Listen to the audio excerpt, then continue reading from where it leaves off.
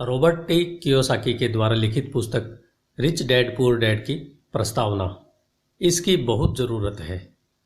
क्या स्कूल बच्चों को असली ज़िंदगी के लिए तैयार करता है? मेरे मम्मी डैडी कहते थे, मेहनत से पढ़ो और अच्छे नंबर लाओ, क्योंकि ऐसा करोगे तो एक अच्छी तनख्वाह वाली नौकरी मिलेगी। उनके जीवन का लक्ष्य यही था कि मेरी बड़ी बहन और मेरी कॉलेज की शिक्षा पूरी हो जाए। उनका मानना था कि अगर कॉलेज की शिक्षा पूरी हो गई तो हम जिंदगी में ज़्यादा कामयाब हो सकेंगे। जब मैंने 1976 में अपना डिप्लोमा हासिल किया, मैं फ्लोरिडा स्टेट यूनिवर्सिटी में अकाउंटिंग में ऑनर्स के साथ ग्रेजुएट हुई और अपनी कक्षा में काफ़ी ऊंचे स्थान पर रही। तो मेरे मम्मी डैडी का लक्ष्य पूरा हो गया। यह उनकी ज़िंदगी की सबसे बड़ी उपलब्धि थी। मास्टर प्लान के हिसाब से मुझे एक बिग 8 अकाउंटिंग फर्म में नौकरी भी मिल गई। अब मुझे उम्मीद थी एक लंबे करियर और कम उम्र में रिटायरमेंट की।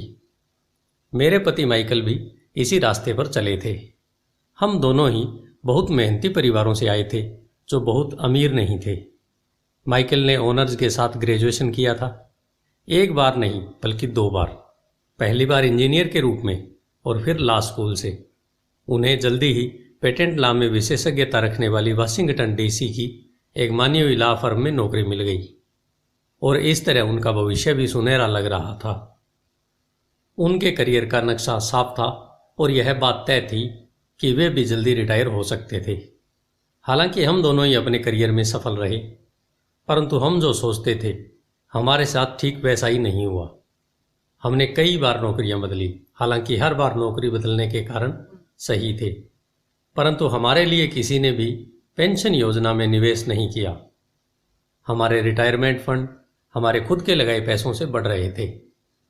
हमारी शादी बहुत सफल रही और हमारे 3 बच्चे हैं। उनमें से 2 कॉलेज में हैं और तीसरा भी हाई स्कूल में गया ही है।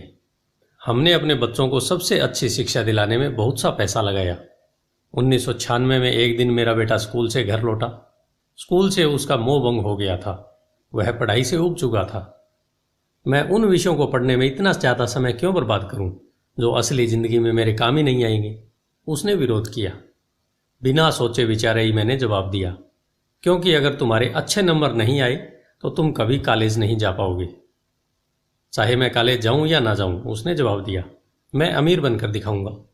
अगर तुम कॉलेज से ग्रेजुएट नहीं होगे तो तुम्हें कोई अच्छी नौकरी नहीं मिलेगी। मैंने एक माँ की तरह चिंतित और आशंकित होकर कहा, बिना अच्छी नौकरी के तुम किस तरह अमीर बनने के सपने देख सकते हो? मेरे बेटे ने मुस्कुराकर अपने सिर को बोरियत भरे अंदाज में हिलाया। हम यह चर्चा कई बार पहले भी कर चुके थे। उसने अपने सिर को झुकाया और अपनी आंखें घुमाने लगा।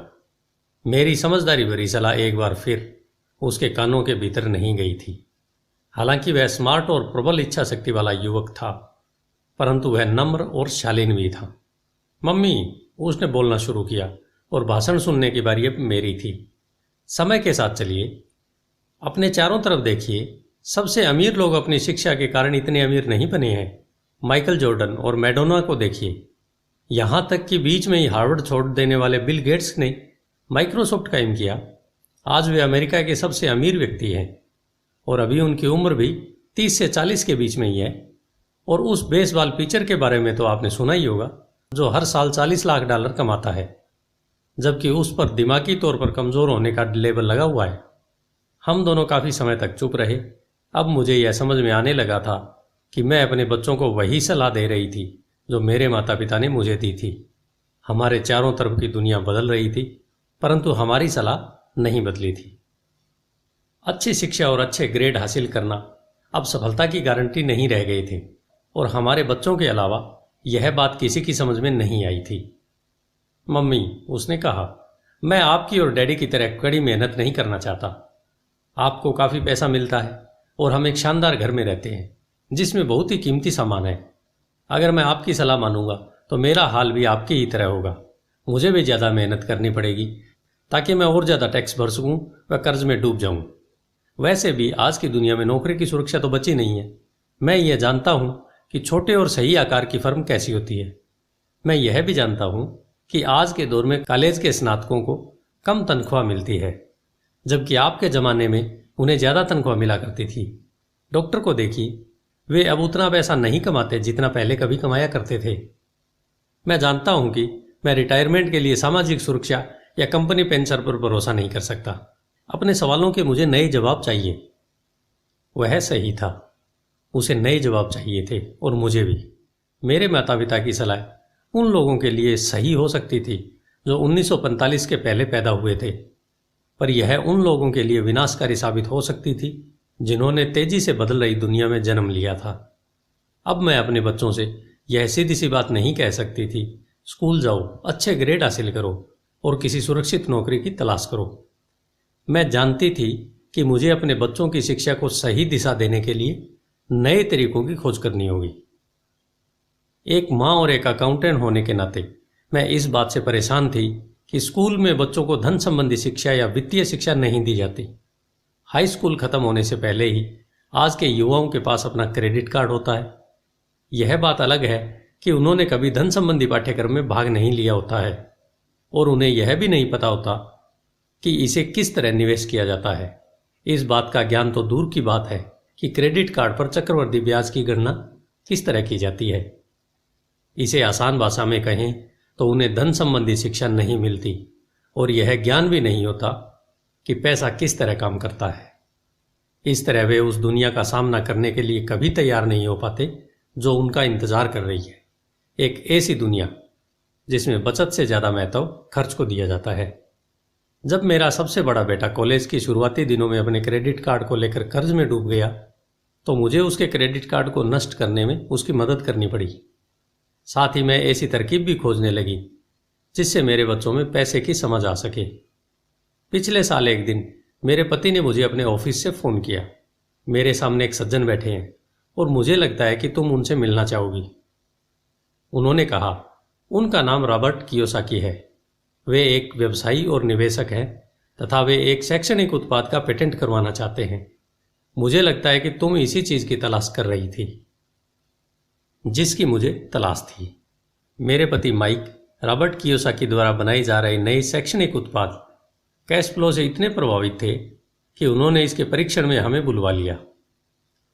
यह एक शैक्षणिक खेल था, इसलिए मैंने स्थानीय विश्वविद्यालय में पढ़ रही अपनी 19 वर्षीय बेटी से भी पूछा कि क्या वह मेरे साथ चलेगी और वह तैयार हो गई। इस खेल में हम लगभग 15 लोग थे जो 3 समूह में विभाजित थे। माइक सही थे, मैं इसी तरह के शैक्षणिक उत्पाद की खोज कर रही थी। यह किसी रंगीन मोनोपोली बोर्ड की तरह लग रहा था जिसके बीच में एक बड़ा सा चूहा था, परंतु मोनोपोली से यह इस तरह अलग था कि इसमें 2 रास्ते थे, एक अंदर और दूसरा बाहर। खेल का लक्ष्य था अंदर वाले रास्ते से बाहर निकलना, जिसे रॉबर्ट चूहा दौड़ कहते थे, और बाहरी रास्ते पर पहुंचना या तेज रास्ते पर जाना। रॉबर्ट के मुताबिक तेज रास्ता हमें यह बताता है कि असली जिंदगी में अमीर लोग किस तरह पैसे का खेल खेलते हैं। रॉबर्ट ने हमें चूहा दौड़ के बारे में बताया। अगर आप किसी भी औसत रूप से शिक्षित कड़ी मेहनत करने वाले आदमी की जिंदगी को देखें, उसमें आपको एक सा ही सफर दिखेगा। बच्चा पैदा होता है, स्कूल जाता है, माता पिता खुश हो जाते हैं क्योंकि बच्चे को स्कूल में अच्छे नंबर मिलते हैं और उसका दाखिला कॉलेज में हो जाता है। बच्चा स्नातक हो जाता है और फिर योजना के अनुसार काम करता है। वह किसी आसान सुरक्षित नौकरी या करियर की तलाश करता है। बच्चे को ऐसा ही काम मिल जाता है। शायद वह डॉक्टर या वकील बन जाता है, या वह सेना में भर्ती हो जाता है, या फिर वह सरकारी नौकरी करने लगता है।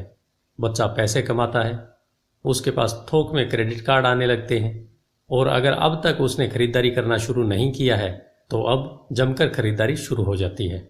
खर्च करने के लिए पैसे पास में होते हैं तो वह उन जगहों पर जाता है जहां उसकी उम्र के ज़्यादा नौजवान जाते हैं, लोगों से मिलते हैं, डेटिंग करते हैं और कभी कभार शादी भी कर लेते हैं। अब जिंदगी में मज़ा आ जाता है क्योंकि आजकल पुरुष और महिलाएं दोनों नौकरी करते हैं। 2 तनख्वाहें बहुत सुखद लगती है।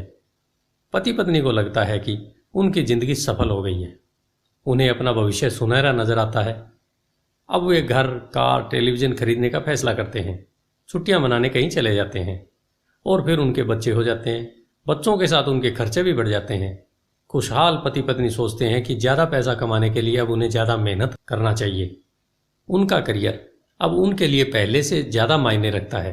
वे अपने काम में ज़्यादा मेहनत करने लगते हैं ताकि उन्हें प्रमोशन मिल जाए या उनकी तनख्वाहें बढ़ जाएं। तनख्वाह बढ़ती है, पर उसके साथ ही दूसरा बच्चा भी पैदा हो जाता है। अब उन्हें एक बड़े घर की ज़रूरत महसूस होती है।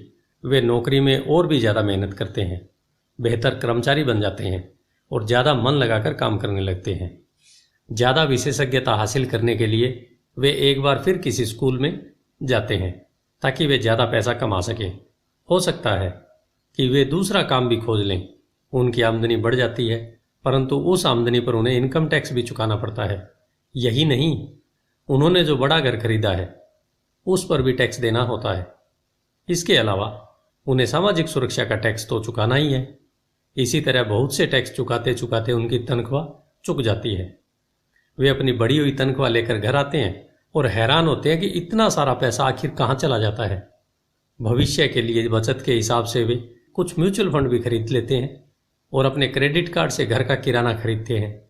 उनके बच्चों की उम्र अब 5 या 6 साल हो जाती है। यह चिंता भी उन्हें सताने लगती है कि बच्चों के कॉलेज की शिक्षा के लिए भी बचत जरूरी है। इसके साथ ही उन्हें अपने रिटायरमेंट के लिए पैसा बचाने की चिंता भी सताने लगती है। 35 साल पहले पैदा हुए यह खुशहाल दंपति अब अपनी नौकरी के बाकी दिन चूहा दौड़ में फंसकर बिताते हैं। वे अपनी कंपनी के मालिकों के लिए काम करते हैं, सरकार को टैक्स चुकाने के लिए काम करते हैं और बैंक में अपनी गिरवी संपत्ति तथा क्रेडिट कार्ड के कर्ज को चुकाने के लिए काम करते हैं। फिर वे अपने बच्चों को यह सलाह देते हैं कि उन्हें मन लगाकर पढ़ना चाहिए, अच्छे नंबर लाना चाहिए और किसी सुरक्षित नौकरी की तलाश करना चाहिए। वे पैसे के बारे में कुछ भी नहीं सीखते और इसलिए वे जिंदगी भर कड़ी मेहनत करते रहते हैं। यह प्रक्रिया पीढ़ी दर पीढ़ी चलती है। इसे चूहा दौड़ कहते हैं।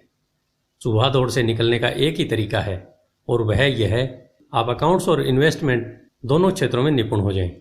दिक्कत यह है कि इन दोनों ही विषयों को बोरिंग और कठिन माना जाता है। मैं खुद एक CPA हूँ और मैंने बिग 8 अकाउंटिंग फर्म के लिए काम किया है। मुझे यह देखकर ताजुब हुआ कि रॉबर्ट ने इन दोनों बोरियत और कठिन विषयों को सीखना इतना रोचक, सरल और रोमांचक बना दिया था। सीखने की प्रक्रिया इतनी अच्छी तरह से छुपा ली गई थी कि जब हम चूहा दौड़ से बाहर निकलने के लिए जी जान लगा रहे थे तो हमें यह ध्यान ही नहीं रहा कि हम कुछ सीख रहे थे। शुरू में तो हम एक नए शैक्षणिक खेल का परीक्षण कर रहे थे, परंतु जल्दी ही इस खेल में मुझे और मेरी बेटी को मजा आने लगा। खेल के दौरान हम दोनों ऐसे विषयों पर बात कर रहे थे जिनके बारे में हमने पहले कभी बातें नहीं की थी। एक लेखापाल होने के कारण इनकम स्टेटमेंट और बैलेंस शीट से जुड़ा खेल खेलने में मुझे कोई परेशानी नहीं हुई। मैंने खेल के नियम और इसकी बारीकियां समझाने में अपनी बेटी और दूसरे लोगों की मदद भी की। उस रोज मैं चूहा दौड़ से सबसे पहले बाहर निकली और केवल मैं ही बाहर निकल पाई। बाहर निकलने में मुझे 50 मिनट का समय लगा, हालांकि खेल लगभग 3 घंटे तक चला। मेरी टेबल पर एक बैंकर बैठा था, इसके अलावा एक व्यवसायी था और एक कंप्यूटर प्रोग्रामर भी था। मुझे यह देखकर बहुत हैरानी हुई कि इन लोगों को अकाउंटिंग या इन्वेस्टमेंट के बारे में इतनी कम जानकारी है, जबकि ये विषय उनकी ज़िंदगी में कितने ज़्यादा अहमियत रखते थे। मेरे मन में यह सवाल भी उठ रहा था कि वे असल ज़िंदगी में अपने पैसे धेले के कारोबार को कैसे संभालते होंगे।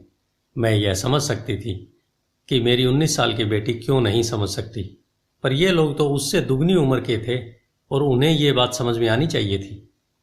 चूहा दौड़ से बाहर निकलने के बाद मैं 2 घंटे तक अपनी बेटी और इन शिक्षित अमीर वयस्कों को पासा फेंकते और अपना बाजार फैलाते देखती रही।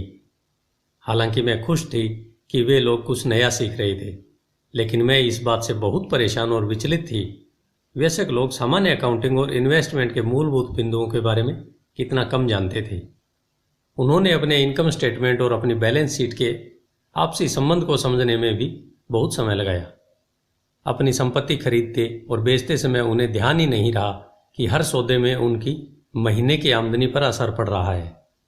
मैंने सोचा, असल जिंदगी में ऐसे करोड़ों लोग होंगे जो पैसे के लिए सिर्फ इसलिए परेशान हो रहे हैं क्योंकि उन्होंने ये दोनों विषय कभी नहीं पढ़े। मैंने मन में सोचा, भगवान का शुक्र है कि हमें मज़ा आ रहा है और हमारा लक्ष्य खेल में जीतना है। जब खेल खत्म हो गया तो रॉबर्ट ने हमें 15 मिनट तक कैश फ्लो पर चर्चा करने और इसकी समीक्षा करने के लिए कहा। मेरी टेबल पर बैठा व्यवसायी खुश नहीं था, उसे खेल पसंद नहीं आया था। मुझे यह सब जानने की कोई ज़रूरत नहीं है, उसने ज़ोर से कहा। मेरे पास इन सब के लिए अकाउंटेंट, बैंकर और वकील है जिन्हें यह सब मालूम है। रॉबर्ट का जवाब था, क्या आपने गौर किया है कि ऐसे बहुत से अकाउंटेंट हैं जो अमीर नहीं है, और यही हाल बैंकर, वकील, स्टॉक ब्रोकर और रियल एस्टेट ब्रोकर का भी है। वे बहुत कुछ जानते हैं और प्राय वे लोग स्मार्ट होते हैं, परंतु उनमें से ज़्यादातर अमीर नहीं होते। क्योंकि हमारे स्कूल में वह सब नहीं सिखाते जो अमीर लोग जानते हैं, इसलिए हम इन लोगों को सलाह देते हैं। परंतु एक दिन जब आप किसी हाईवे पर कार से जाते हैं, आप ट्रैफिक जाम में फंस जाते हैं, आप बाहर निकलने के लिए छटपटाते हैं। जब आप अपनी दाईं तरफ देखते हैं तो वहां आप देखते हैं कि आपका अकाउंटेंट भी उसी ट्रैफिक जाम में फंसा हुआ है। फिर आप बाईं तरफ देखते हैं और आपको वहां आपका बैंकर भी उसी हाल में नजर आता है। इससे आपको हालात का अंदाजा हो जाएगा। कंप्यूटर प्रोग्रामर भी इस खेल से प्रभावित नहीं हुआ था। यह सीखने के लिए मैं सॉफ्टवेयर खरीद सकता हूँ। बैंकर जरूर प्रभावित हुआ था। मैंने स्कूल में अकाउंटिंग सीखा था, परंतु मैं अब तक यह नहीं समझ पाया था कि इसे असल जिंदगी में किस तरह काम में लाया जाए। अब मैं समझ गया हूँ, मुझे चूहा दौड़ से बाहर निकलने के लिए खुद को तैयार करने की जरूरत है। परंतु मेरी पुत्री के विचारों से मैं सबसे ज्यादा रोमांचित हुई। उन्होंने कहा, मुझे सीखने में बड़ा मजा आया। मैंने इस बारे में बहुत कुछ सीखा कि पैसा असली जिंदगी में किस तरह काम करता है और इसका निवेश किस तरह करना चाहिए। फिर उसने आगे कहा, अब मैं जानती हूं कि मैं अपने काम करने के लिए किस तरह का व्यवसाय चुनूं, और यह व्यवसाय चुनने का कारण नौकरी की सुरक्षा, उससे मिलने वाले फायदे या तनख्वाह नहीं होंगे। अगर मैं इस खेल में सिखाई जाने वाली बातें सीख जाती हूं तो मैं कुछ भी करने के लिए आज़ाद हूं, और वह सीखने के लिए आज़ाद हूं जो मैं दिल से सीखना चाहती हूं। अभी तक मुझे उस खेल को सीखना पड़ता था जिससे मुझे नौकरी पाने में मदद मिले। अब मैं यह खेल सीख जाती हूं तो मुझे नौकरी की सुरक्षा और सामाजिक सुरक्षा की ज़्यादा चिंता नहीं होगी, जैसी कि मेरी बहुत सी सहेलियों को होती है। खेल खत्म होने के बाद मुझे रॉबर्ट से बात करने के लिए ज़्यादा समय नहीं मिला। हमने उसकी योजना पर आगे बातें करने के लिए बाद में मिलने का फैसला किया। इतना तो मैं जानती थी कि इस खेल के बहाने रॉबर्ट यह चाहते थे कि लोगों में पैसे की बेहतर समझ विकसित हो जाए। यही कारण था कि मैं उनकी योजनाओं के बारे में ज़्यादा जानने के लिए उत्सुक थी। मेरे पति और मैंने रॉबर्ट और उनकी पत्नी के साथ अगले हफ्ते डिनर मीटिंग रख ली। हालांकि यह हमारा पहला सामाजिक मेलजोल था, फिर भी मुझे ऐसा महसूस हो रहा था जैसे हम एक दूसरे को बरसों से जानते हों। हमने पाया कि हम में बहुत सी बातें एक जैसी हैं। हमने बहुत से विषयों पर बातें की, खेलों, नाटकों, रेस्तराओं और सामाजिक आर्थिक विषयों पर। हमने बदलती हुई दुनिया के बारे में बातें की। हमने इस मुद्दे पर बहुत समय तक विचार किया कि ज़्यादातर अमेरिकी कैसे अपने रिटायरमेंट के लिए बहुत कम पैसा बचा पाते हैं या बिल्कुल नहीं बचा पाते। हमने सामाजिक सुरक्षा और मेडिकेयर की लगभग दिवालिया हालात पर भी चर्चा की। क्या हमारे बच्चों को 7.5 करोड़ वृद्ध लोगों के लिए रिटायरमेंट के लिए पैसा चुकाना होगा? हम हैरान थे कि लोग पेंशन योजना के भरोसे बैठकर कितना बड़ा खतरा मोल ले रहे हैं।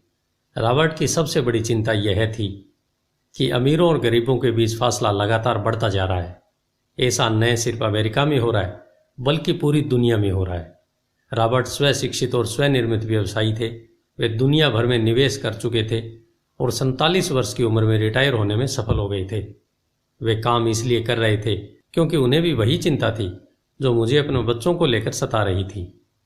वे जानते हैं कि दुनिया बदल चुकी है, परंतु इसके बावजूद शिक्षा पद्धतियां बिल्कुल नहीं बदली हैं।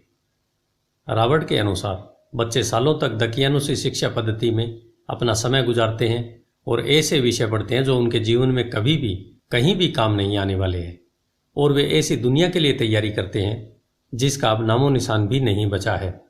आज आप किसी भी बच्चे को जो सबसे खतरनाक सलाह दे सकते हैं वह यह है, स्कूल जाओ, अच्छे नंबर लाओ और सुरक्षित नौकरी ढूंढो। उन्होंने कहा, यह पुरानी सलाह है और यह खराब सलाह है। अगर आप यह देख सकते हैं कि एशिया, यूरोप, दक्षिण अमेरिका में क्या हो रहा है तो आप भी उतनी ही चिंतित होंगे जितनी कि मैं। रॉबर्ट के अनुसार यह बुरी सलाह है, क्योंकि अगर आप चाहते हैं कि आपके बच्चे का भविष्य आर्थिक रूप से सुरक्षित हो तो आप पुराने नियमों के सहारे नए खेल को नहीं खेल सकते। यह बहुत खतरनाक होगा। मैंने उनसे पूछा कि पुराने नियमों से उनका क्या मतलब है। मेरी तरह के लोग अलग तरह के नियमों से खेलते हैं और आपकी तरह के लोग पुराने नियमों की लीक पर ही चलते रहते हैं। उन्होंने कहा, क्या होता है जब कोई कॉरपोरेशन स्टाफ कम करने की घोषणा करता है, लोगों को नौकरी से निकाल दिया जाता है, परिवार तबाह हो जाते हैं, बेरोजगारी बढ़ जाती है। हाँ, परंतु कंपनी पर इसका क्या असर पड़ता है, खासकर जब वह कंपनी स्टॉक एक्सचेंज में दर्ज हो। जब स्टाफ कम करने की घोषणा होती है तो स्टॉक की कीमतें बढ़ जाती हैं। मैंने कहा, जब कंपनी तनख्वाह का खर्चा कम करती है तो बाजार इस बात को पसंद करता है, ऐसा चाहे स्टाफ कम करने के लिए किया जाए या फिर कंप्यूटर के माध्यम से किया जाए। उन्होंने कहा, आप ठीक कह रही हैं, और जब स्टॉक की कीमतें बढ़ती हैं तो मेरी तरफ से लोग, यानी जिनके पास उस कंपनी के शेयर होते हैं, वे ज़्यादा अमीर हो जाते हैं। अलग तरह के नियमों से मेरा यही आशय है, कर्मचारी हारते हैं, मालिक और निवेशक जीतते हैं। रॉबर्ट कर्मचारी और मालिक के बीच के फर्क को समझा रहे थे। यह फर्क था अपनी किस्मत पर खुद अपना नियंत्रण होना या फिर आपकी किस्मत पर किसी दूसरे का नियंत्रण होना। परंतु ज़्यादातर लोग यह नहीं समझ सकते कि ऐसा क्यों होता है।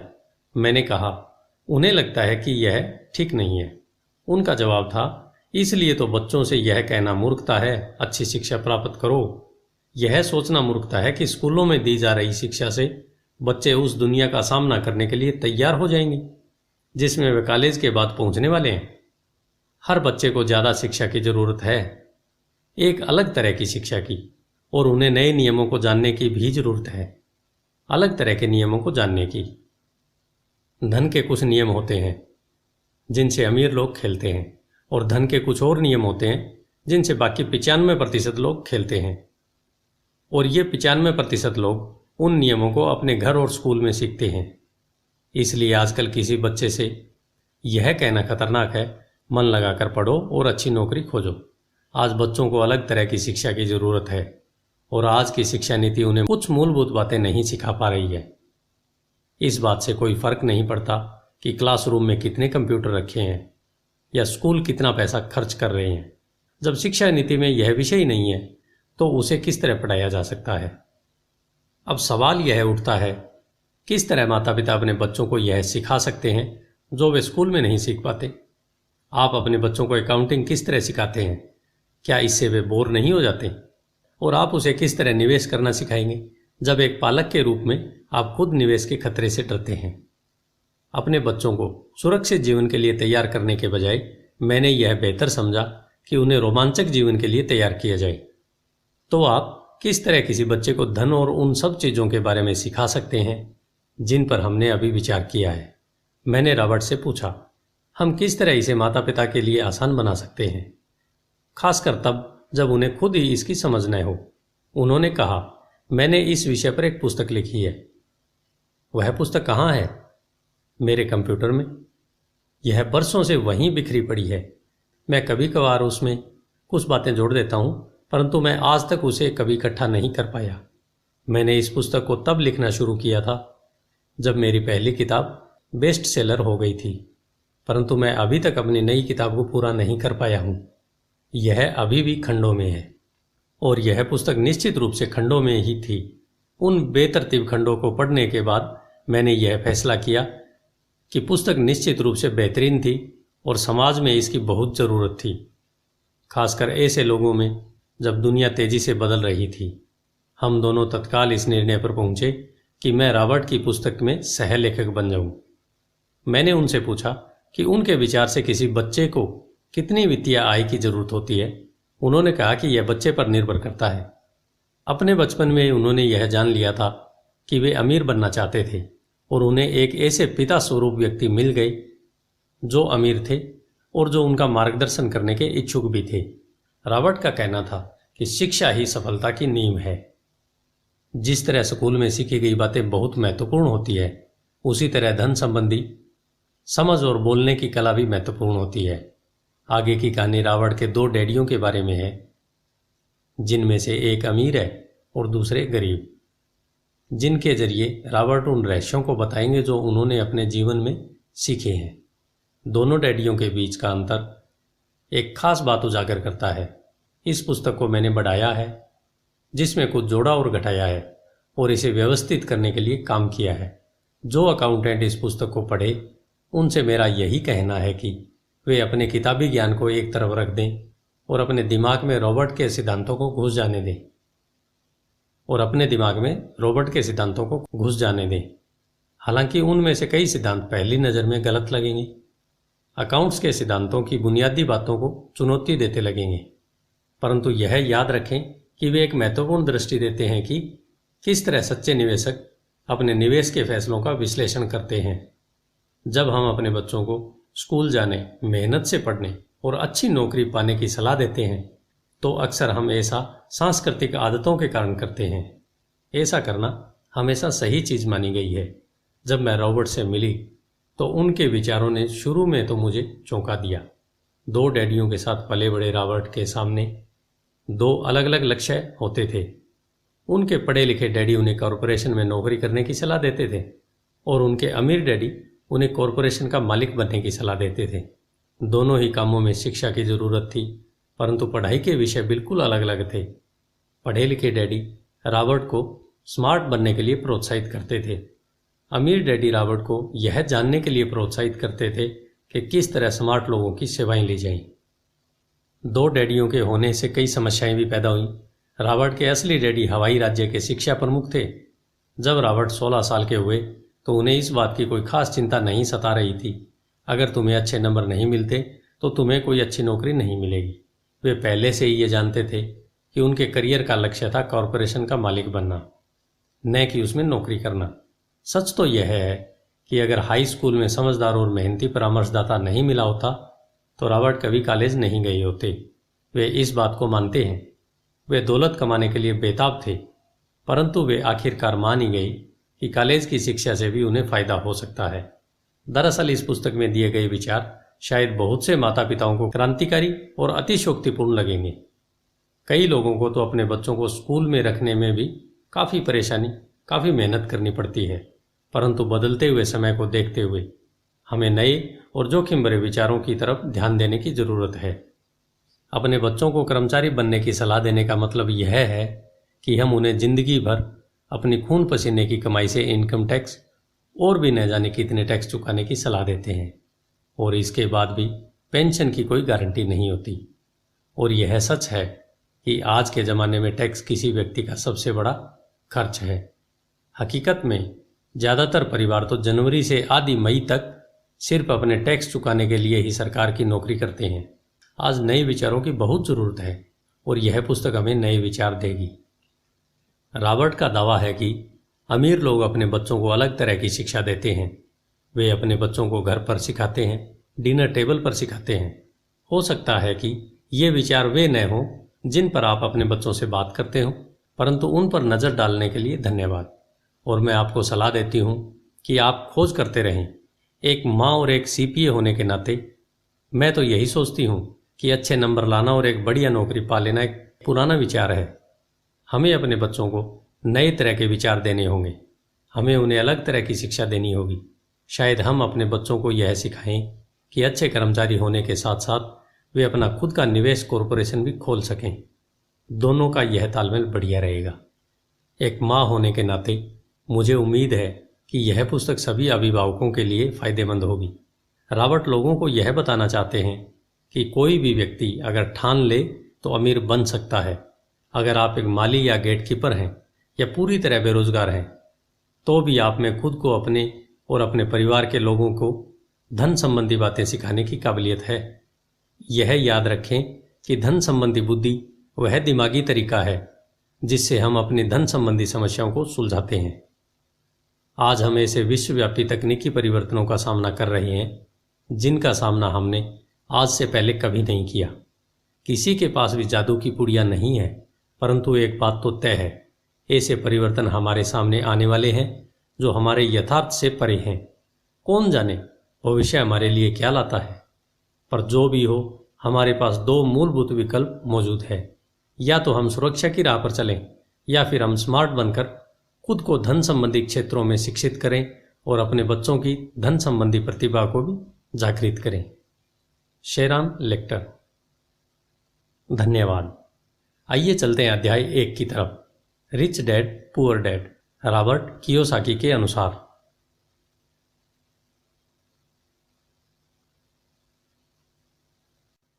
अध्याय 1, rich dad poor dad, Robert Kiyosaki के अनुसार।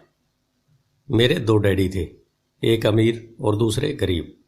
एक बहुत पढ़े लिखे और समझदार थे, वे पीएचडी और उन्होंने अपने 4 साल के अंडर ग्रेजुएट कार्य को 2 साल से भी कम समय में कर लिया था। इसके बाद वे आगे पढ़ने के लिए Stanford university, university of Chicago तथा नॉर्थ वेस्टर्न यूनिवर्सिटी गए और यह सब उन्होंने पूरी तरह से स्कॉलरशिप के सहारे ही किया। मेरे दूसरे डैडी 8वीं से आगे नहीं पढ़े थे। दोनों ही अपने करियर में सफल थे। दोनों ने जिंदगी भर कड़ी मेहनत की थी। दोनों ने ही काफ़ी पैसा बनाया था, परंतु उनमें से एक तो पूरी जिंदगी के लिए परेशान होते रहे और दूसरे हवाई के सबसे अमीर व्यक्तियों में से एक बन गए। एक डैडी के मरने पर उनके परिवार, चर्च और ज़रूरतमंदों को करोड़ों डॉलर की दौलत मिली और दूसरे अपने पीछे कर्ज छोड़कर मर गए। मेरे दोनों डैडी